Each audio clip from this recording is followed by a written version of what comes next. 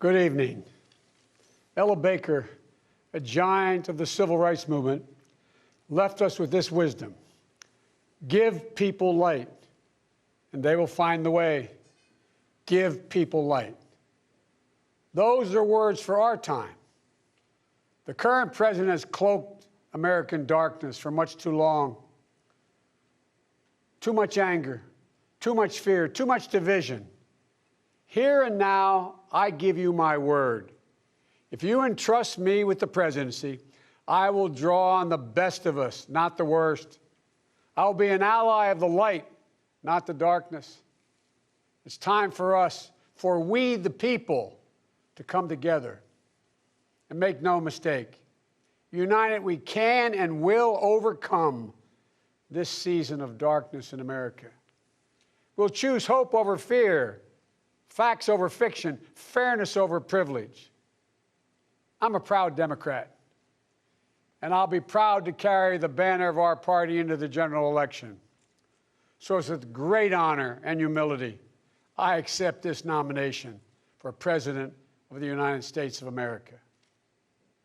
But while I'll be a Democratic candidate, I will be an American president. I'll work hard for those who didn't support me, as hard for them as I did for those who did vote for me. That's the job of a president, to represent all of us, not just our base or our party. This is not a partisan moment. This must be an American moment. It's a moment that calls for hope and light and love, hope for our future, light to see our way forward, and love for one another. America isn't just a collection of clashing interests of red states or blue states. We're so much bigger than that. We're so much better than that. You know, nearly a century ago, Franklin Roosevelt pledged a New Deal in a time of massive unemployment, uncertainty, and fear. Stricken by a disease, stricken by a virus, FDR insisted that he would recover and prevail, and he believed America could as well. And he did, and we can as well. This campaign isn't just about winning votes. It's about winning the heart and, yes, the soul of America. Winning it for the generous among us, not the selfish. Winning it for workers who keep this country going, not just the privileged few at the top. Winning it for those communities who have known the injustice of a knee on the neck. For all the young people who have known only America being rising inequity and shrinking opportunity, they deserve the experience of America's promise. They deserve to experience it in full. You know, no generation ever knows what history will ask of it. All we can ever know is whether we're ready when that moment arrives. And now history has delivered us to one of the most difficult moments America's ever faced. Four historic crises, all at the same time. A perfect storm. The worst pandemic in over 100 years. The worst economic crisis since the Great Depression. The most compelling call for racial justice since the 60s.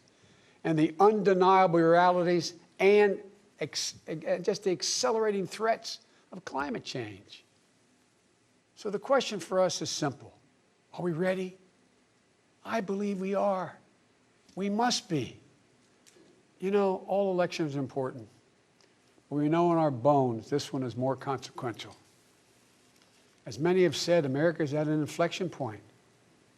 A time of real peril, but also of extraordinary possibilities. We can choose a path of becoming angrier, less hopeful, more divided, a path of shadow and suspicion, or we can choose a different path and together take this chance to heal, to reform, to unite, a path of hope and light. This is a life-changing election. This will determine what America is going to look like for a long, long time. Character is on the ballot. Compassion is on the ballot. Decency, science, democracy, they're all on the ballot. Who we are as a nation, what we stand for, and most importantly, who we want to be, that's all on the ballot. And the choice could not be more clear. No rhetoric is needed. Just judge this president on the facts. 5 million Americans infected by COVID-19. More than 170,000 Americans have died. By far the worst performance of any nation on earth. More than 50 million people have filed for unemployment this year. More than 10 million people are going to lose their health insurance this year. Nearly 1 in 6 small businesses have closed this year. And this president, if he's reelected, you know what will happen. Cases and deaths will remain far too high. More mom-and-pop businesses will close their doors, and this time for good. Working families will struggle to get by. And yet the wealthiest 1% will get tens of billions of dollars in new tax breaks. And the assault on the Affordable Care Act will continue until it's destroyed, taking insurance away from more than 20 million people, including more than 15 million people on Medicaid, and getting rid of the protections that President Obama worked so hard to get passed for people who have 100 million more people who have pre-existing conditions. And speaking of President Obama, a man I was honored to serve alongside for 8 years as vice president, let me take this moment to say something we don't say nearly enough. Thank you, Mr. President. You were a great president, a president our children could and did look up to. No one's going to say that about the current occupant of the White House.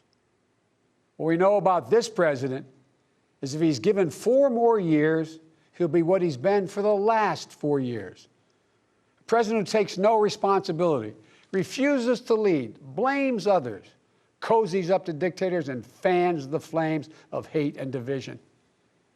He'll wake up every day believing the job is all about him, never about you. Is that the American you want for you, your family, your children? I see a different America, one that's generous and strong, selfless and humble. It's an America we can rebuild together. As president, the first step I will take will be to get control of the virus that has ruined so many lives. Because I understand something this president hasn't from the beginning. We will never get our economy back on track. We will never get our kids safely back in schools. We'll never have our lives back until we deal with this virus. The tragedy of where we are today is it didn't have to be this bad. Just look around. It's not this bad in Canada or Europe or Japan or almost anywhere else in the world. And the president keeps telling us the virus is going to disappear. He keeps waiting for a miracle. Well, I have news for him. No miracle is coming. We lead the world in confirmed cases. We lead the world in deaths. Our economy is in tatters with Black, Latino, Asian American, Native American communities bearing the brunt of it. And after all this time, the president still does not have a plan. Well, I do. If I'm your president, on day 1, we'll implement the national strategy I've been laying out since March. We'll develop and deploy rapid tests with results available immediately. We'll make the medical supplies and protective equipment that our country needs. And we'll make them here in America, so we will never again be at the mercy of China or other foreign countries in order to protect our own people. We'll make sure our schools have the resources they need to be open, safe, and effective. We'll put politics aside. We'll take the muzzle off our experts so the public gets the information they need and deserve. Honest, unvarnished truth. They can handle it. We'll have a national mandate to wear masks, not as a burden, but as a patriotic duty to protect one another. In short, we'll do what we should have done from the very beginning. Our current president has failed in his most basic duty to the nation. He's failed to protect us. He's failed to protect America. And my fellow Americans, that is unforgivable. As president, I'll make you a promise. I'll protect America. I will defend us from every attack. seen and unseen, always, without exception, every time. Look, I understand. I understand how hard it is to have any hope right now. On this summer night, let me take a moment to speak to those of you who have lost the most. I have some idea how it feels to lose someone you love. I know that deep black hole that opens up in the middle of your chest and you feel like you're being sucked into it. I know how mean and cruel and unfair life can be sometimes. But I've learned two things. First, your loved one may have left this earth, but they'll never leave your heart. They'll always be with you. You'll always hear them. And second, I found the best way through pain and loss and grief is to find purpose. As God's children, each of us have a purpose in our lives.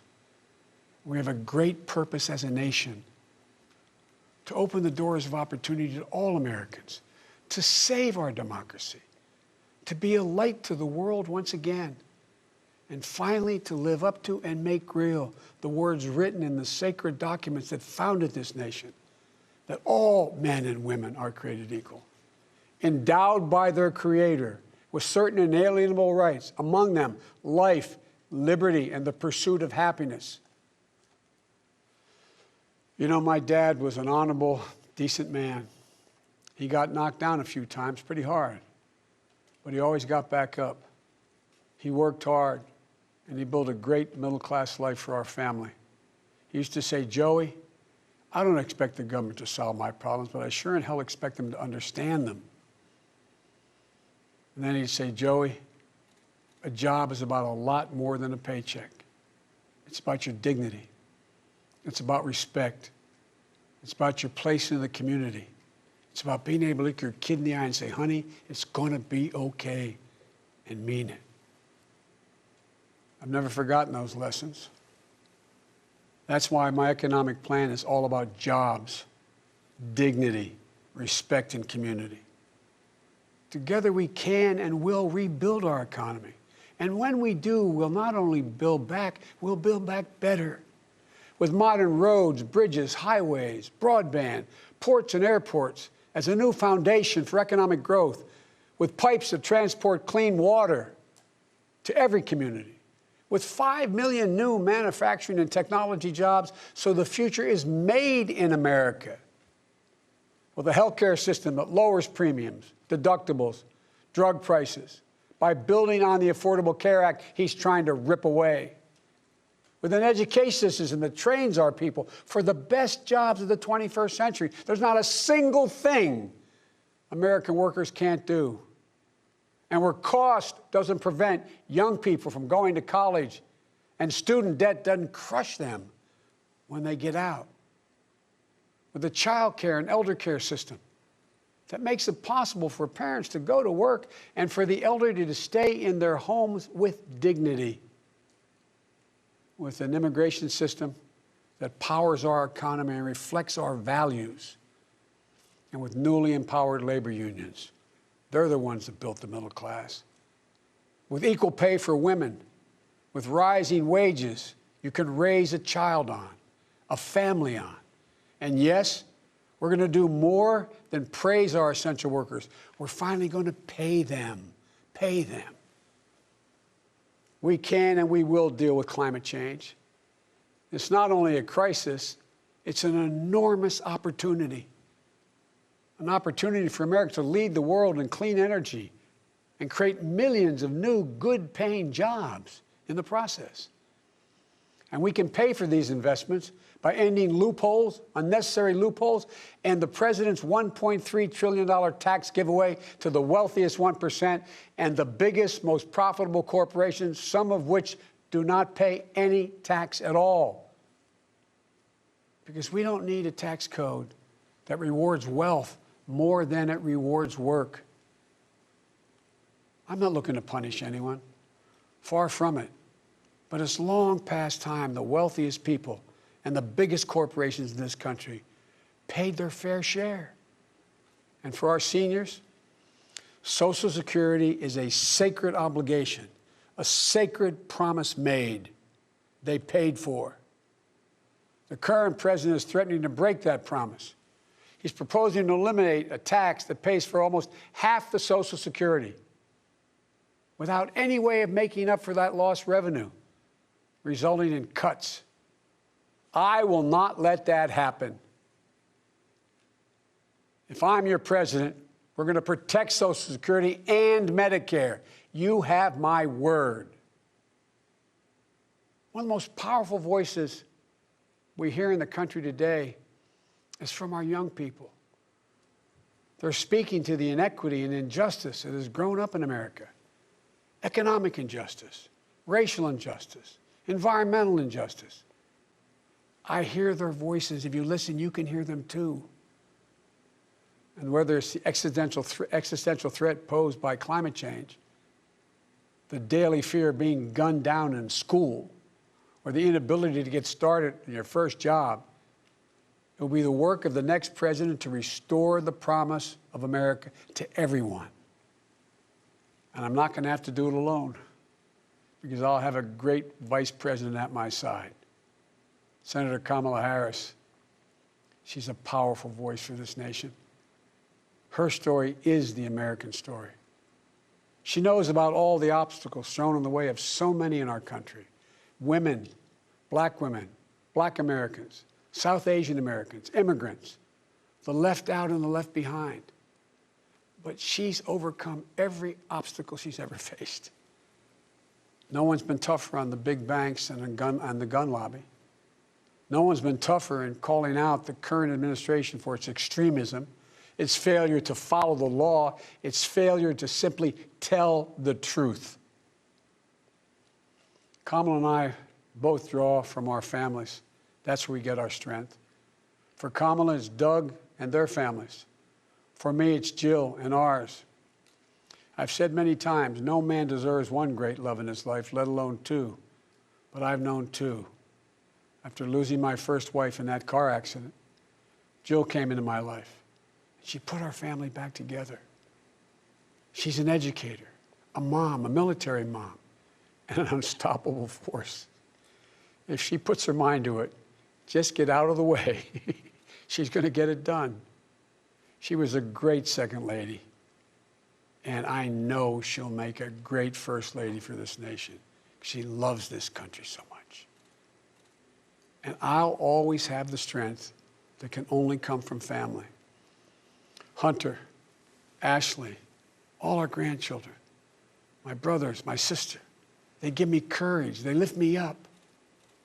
While he's no longer with us, Bo inspires me every day.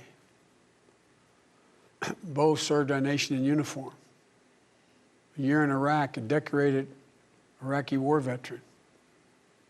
So I take very personally the profound responsibility of serving as Commander-in-Chief. I'll be a president who will stand with our allies and friends and make it clear to our adversaries the days of cozying up to dictators is over. Under President Biden, America will not turn a blind eye to Russian bounties on the heads of American soldiers. Nor will I put up with foreign interference in our most sacred democratic exercise, voting. And I'll always stand for our values of human rights and dignity. I'll work in common purpose for a more secure, peaceful, and prosperous world. History has thrust one more urgent task on us. Will we be the generation that finally wipes out the stain of racism from our national character? I believe we're up to it. I believe we're ready. Just a week ago yesterday was the 3rd anniversary of the events in Charlottesville. Close your eyes. Remember what you saw on television. Remember seeing those neo-Nazis and Klansmen and white supremacists coming out of fields with lighted torches, veins bulging, spewing the same anti-Semitic bile heard across Europe in the 30s.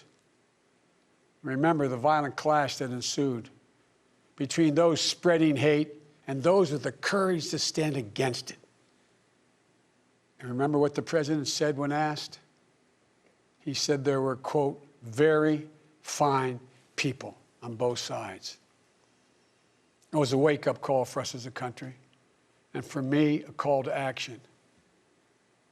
At that moment, I knew I'd have to run, because my father taught us that silence was complicity, and I could never remain silent or complicit. At the time, I said we were in the battle for the soul of this nation, and we are. You know, one of the most important conversations I've had this entire campaign, it was with someone who was much too young to vote. I met with 6-year-old Gianna Floyd the day before her daddy, George Floyd, was laid to rest. She's an incredibly brave little girl. And I'll never forget it. When I leaned down to speak to her, she looked in my eyes and she said, and I quote, "Daddy changed the world. Daddy changed the world." Her words burrowed deep into my heart. Maybe George Floyd's murder was a breaking point.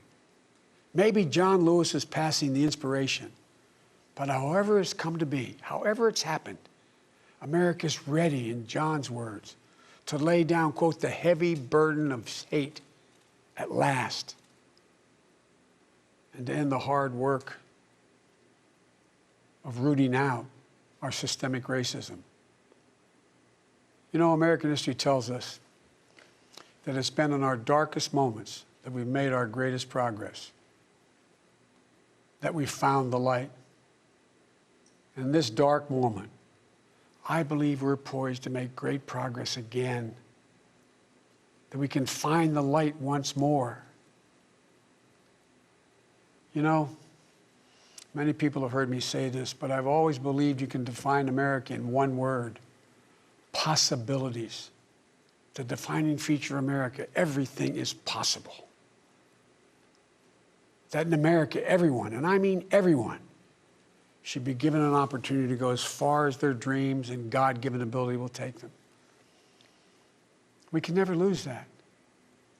In times as challenging as these, I believe there's only one way forward. As a united America, united in our pursuit of a more perfect union, united in our dreams of a better future for us and for our children, united in our determination to make the coming years bright. Are you ready? I believe we are. This is a great nation. We're a good and decent people. For the Lord's sake, this is the United States of America. And there's never been anything we've been able to accomplish when we've done it together. The Irish poet Seamus Heaney once wrote, "History says, don't hope on this side of the grave, but then, once in a lifetime, the longed-for tidal wave of justice can rise up and hope and history rhyme." This is our moment to make hope and history rhyme. With passion and purpose, let us begin, you and I together, one nation, under God, united in our love for America, united in our love for each other. For love is more powerful than hate, hope is more powerful than fear, and light is more powerful than dark. This is our moment, this is our mission. May history be able to say that the end of this chapter of American darkness began here, tonight, as love and hope and light join in the battle for the soul of the nation.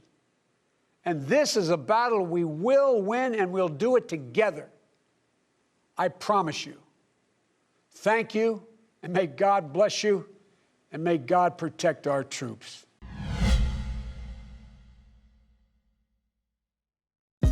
Hey, thanks for watching. If you like this video, check out these other videos from USA Today to stay up to date with all the latest news.